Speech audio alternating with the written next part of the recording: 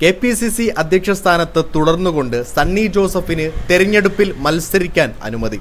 സണ്ണി ജോസഫ് നന്നായി ജോലി ചെയ്യുന്നുണ്ടെന്നും മറ്റു സംവിധാനങ്ങളെക്കുറിച്ച് ഇപ്പോൾ ആലോചിക്കേണ്ടതില്ലെന്നും AICC general secretary KC Venugopal അറിയിച്ചു.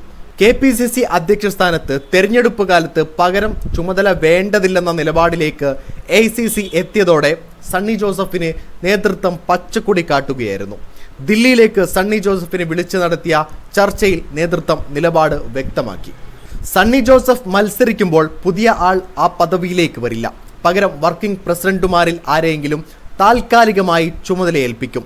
വർക്കിംഗ് പ്രസിഡന്റുമാരിൽ വിഷ്ണുനാഥും അനിൽകുമാറും മത്സരിച്ചാൽ പിന്നെ ഷാഫി പറമ്പിലിനാകും നറുക്ക് വീഴുക. പകരക്കാരിൽ ചർച്ച തുടങ്ങിയപ്പോൾ പലരും അവകാശവാദം ഉന്നയിച്ചിരുന്നു.